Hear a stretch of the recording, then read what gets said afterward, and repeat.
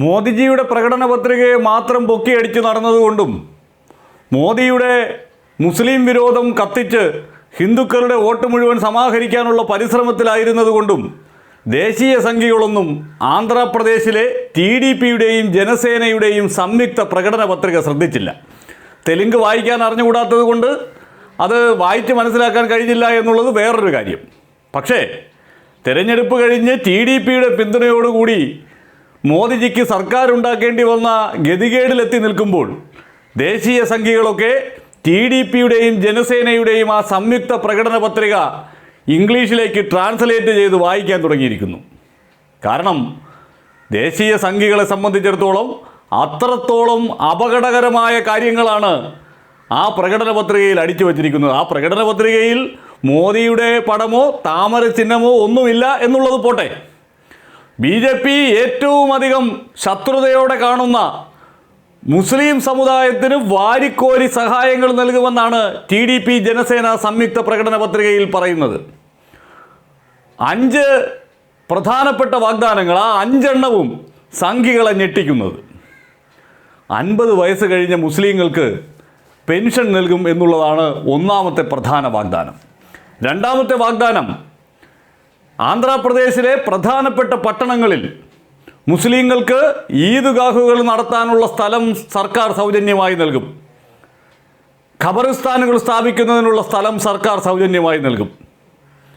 ഇവിടെ ടൗണുകളിലുള്ള ഖബറിസ്ഥാനുകളൊക്കെ ബുൾഡോസർ കൊണ്ടുവന്ന് ഇടിച്ചു കളയുകയാണ് ഉത്തരേന്ത്യയിൽ BJP ഭരിക്കുന്ന സംസ്ഥാനങ്ങളിൽ ചെയ്യുന്നത്. ഈദ്ഗാഹുകൾ എങ്ങനെ പൊതു ഇടങ്ങളിൽ നിന്ന് ഒഴിവാക്കാമെന്നുള്ള ഗവേഷണം നടത്തിക്കൊണ്ടിരിക്കുകയാണ് അവർ. അപ്പോഴാണ് ആന്ധ്രാപ്രദേശിൽ ചന്ദ്രബാബു നായിഡുവും പവൻ കല്യാണും കൂടി ചേർന്ന് BJPയുടെ പേരോ BJPയുടെ ഒരു നേതാക്കളുടെയും ചിത്രങ്ങളോ ഉൾപ്പെടുത്താതെ പുറത്തുവിട്ട അവരുടെ പ്രകടന പത്രികയിൽ പറയുന്നത് നിങ്ങൾക്ക് ഈദ്ഗാഹുകൾക്കും ഖബറിസ്ഥാനുമായി ആന്ധ്രാപ്രദേശിൽ അങ്ങോളം ഇങ്ങോളം സർക്കാരിൻ്റെ സ്ഥലം അനുവദിച്ച് നൽകും എന്ന്. മൂന്നാമത്തേത്, 5 ലക്ഷം രൂപയുടെ പലിശരഹിത ലോൺ മുസ്ലിങ്ങൾക്ക് നൽകും എന്നുള്ളതാണ്. കർണാടകയിൽ മൈനോറിറ്റി കോർപ്പറേഷൻ വഴി മുസ്ലിങ്ങൾക്ക് സഹായം നൽകുന്നു എന്നുള്ള കാര്യം എന്തോ വലിയ ദുരന്തമാണ് എന്നുള്ള നിലയിൽ അവതരിപ്പിക്കുന്ന സംഖ്യകൾ 5 ലക്ഷം രൂപ പലിശരഹിത ലോൺ മുസ്ലിങ്ങൾക്ക് നൽകുമെന്നുള്ള വാഗ്ദാനമാണ് ചന്ദ്രബാബു നായിഡുവും പവൻ കല്യാണും കൂടി നൽകിയിരിക്കുന്നത് എന്ന് കണ്ട് നിലവിളി തുടങ്ങിയിരിക്കുകയാണ്. ഇതെങ്ങനെ നമുക്ക് വച്ചുപൊറിപ്പിക്കാനാകുമെന്നാണ് അവരുടെ ചോദ്യം. കാരണം ഇതുവരെ പറഞ്ഞുകൊണ്ടിരുന്നതൊക്കെ വേറെയാണല്ലോ. പെറ്റുകൂട്ടുന്നവരെന്ന് മോദി വിളിക്കുന്നു, മംഗല്യസൂത്രം പറിച്ചുകൊടുത്ത് മുസ്ലിങ്ങൾക്ക് കൊടുക്കാൻ പോവുകയാണ് കോൺഗ്രസ് എന്ന് പറയുന്നു. ഇപ്പോൾ BJP ഭരിക്കാൻ പോകുന്നത് മുസ്ലിങ്ങൾക്ക് 5 ലക്ഷം രൂപ പലിശരഹിത ലോൺ കൊടുക്കാൻ പോകുന്ന ഒരു മുഖ്യമന്ത്രി നേതൃത്വം നൽകുന്ന പാർട്ടിയോടൊപ്പമാണ് എന്നുള്ള ദുരന്ത സത്യം അറിയുമ്പോൾ സംഖ്യകൾക്ക് നിലവിളിക്കാതിരിക്കാൻ സാധിക്കില്ലല്ലോ. മറ്റൊന്ന്, 10,000 രൂപ സർക്കാർ സാലറി നൽകും ഇമാമുമാർക്ക് എന്നുള്ളതാണ്.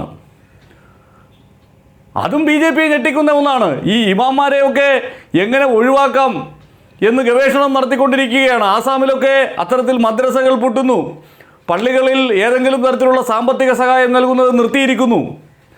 അങ്ങനെ മുസ്ലിം വിഭാഗത്തിനെതിരെ സംഘടിതമായ നീക്കങ്ങൾ ഒരു വശത്ത് നടക്കുമ്പോഴാണ് ആന്ധ്രാപ്രദേശിൽ BJPയുമായി സഖ്യത്തിലുള്ള ഒരു മുന്നണിയുടെ പ്രകടന പത്രിക ഇത്തരത്തിലുള്ള വലിയ സഹായങ്ങൾ മുസ്ലിങ്ങൾക്ക് നൽകുന്നത്. 5ാമത്തെ അവരുടെ പ്രധാനപ്പെട്ട വാഗ്ദാനം, എല്ലാ പള്ളികൾക്കും പ്രതിമാസം 5,000 രൂപ മെയിൻ്റനൻസിന് വേണ്ടി സഹായം നൽകുമെന്നുള്ളതാണ്. 1 ലക്ഷം രൂപയുടെ ഒറ്റത്തവണ സഹായവും നൽകും. നോക്കൂ, സംഖ്യകൾക്ക് ഈ 5 വാഗ്ദാനങ്ങളും എങ്ങനെ സഹിക്കാനാകും? അത് പോട്ടെ, അതിനപ്പുറത്ത് 4% മുസ്ലിം സംവരണം എന്നുള്ളത് ആന്ധ്രാപ്രദേശിൽ സംരക്ഷിക്കുന്നതിന് വേണ്ടി തങ്ങൾ പ്രതിജ്ഞാബദ്ധമാണ് എന്നുള്ളത് ആ പ്രകടന പത്രികയുടെ തുടക്കത്തിൽ തന്നെ എഴുതി വച്ചിട്ടുണ്ട്. അതവിടെ നിലവിലുള്ളതാണ്. അതെടുത്തു കളയാൻ ആരെയും അനുവദിക്കില്ല എന്ന് ആ പ്രകടന പത്രിക പറയുന്നു. YSR കോൺഗ്രസ് അധികാരത്തിലിരുന്നപ്പോൾ BJPയെ പ്രീതിപ്പെടുത്തുന്നതിന് വേണ്ടി എടുത്തു കളഞ്ഞിട്ടുള്ള മുസ്ലിങ്ങൾക്കുള്ള ആനുകൂല്യങ്ങളെല്ലാം പുനഃസ്ഥാപിക്കും. അതുകൂടാതെയാണ് ഈ 5 പ്രധാനപ്പെട്ട വാഗ്ദാനങ്ങൾ. 50 വയസ്സ് കഴിഞ്ഞ മുസ്ലിങ്ങൾക്ക് പെൻഷൻ, ഈദ്ഗാഹുകൾക്കും ഖബറിസ്ഥാനുകൾക്കും പ്രധാന നഗരങ്ങളിൽ സ്ഥലം, 5,000 രൂപ വീതം പള്ളികൾക്ക് പ്രതിമാസം, 1 ലക്ഷം രൂപയുടെ ഒറ്റത്തവണ ധനസഹായം, ഇമാമുമാർക്ക് സർക്കാർ ഖജനാവിൽ നിന്ന് 10,000 രൂപ ശമ്പളം, 5 ലക്ഷം രൂപയുടെ പലിശരഹിത ലോൺ.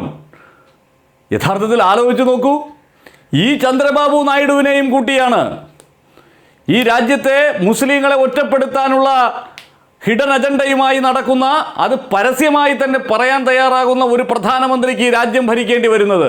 ആ പ്രധാനമന്ത്രിയുടെ വർഗീയ വിദ്വേഷ പ്രസംഗങ്ങൾക്ക് കൈയടിച്ചുകൊണ്ടിരുന്ന സംഖ്യകൾക്ക് ഈ ചന്ദ്രബാബു നായിഡുവിന് ജയ് വിളിക്കേണ്ടുന്ന സാഹചര്യം ഉണ്ടാകുന്നു എന്നുള്ളത് തന്നെയാണ് ഈ തെരഞ്ഞെടുപ്പ് ഫലം നമുക്ക് നൽകുന്ന ഏറ്റവും സുന്ദരമായ നിമിഷങ്ങൾ.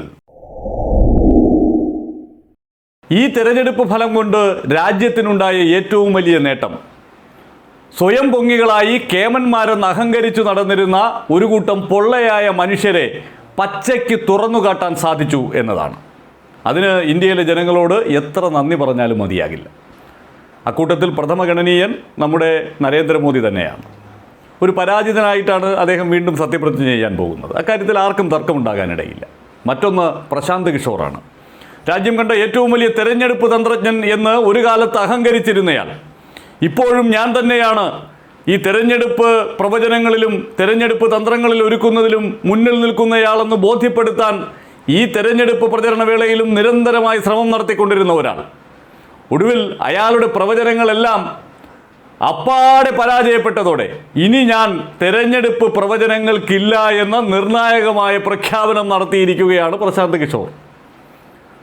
അദ്ദേഹത്തിൻ്റെ തെരഞ്ഞെടുപ്പ് പ്രവചനങ്ങൾ വലിയ ആഘോഷമാക്കി മാറ്റിയ ചാനലുകളിൽ കൂടി തന്നെ വന്നിരുന്ന് ഞാനിനി ഒരിടത്തും സീറ്റുകളുടെ എണ്ണം പറയില്ല എന്ന ആ സുന്ദരമായ പ്രഖ്യാപനം പ്രശാന്ത് കിഷോറിന് നടത്തേണ്ടി വന്നിരിക്കുന്നു. ഈ രാജ്യത്തോട് അക്ഷരാർത്ഥത്തിൽ മാപ്പ് പറയുകയാണ് പ്രശാന്ത് കിഷോറിനെ പോലെയുള്ള ആളുകൾ ചെയ്യേണ്ടത്. ഈ രാജ്യത്തെ ജനാധിപത്യത്തെ തെറ്റിദ്ധരിപ്പിക്കാൻ ശ്രമിച്ചതിന്. ഈ പ്രശാന്ത് കിഷോർ 4ാം ഘട്ട പോളിംഗ് കഴിഞ്ഞത് മുതൽ ഗോദി മീഡിയകളിലെ സ്ഥിരം സാന്നിധ്യമായി മാറുകയായിരുന്നു. ഓടി നടന്ന് ഗോദി മീഡിയക്കാർ ഇൻ്റർവ്യൂ എടുത്തു. അത് BJPയുടെ ഒരു പ്ലാൻഡ് ഓപ്പറേഷൻ ആയിരുന്നു.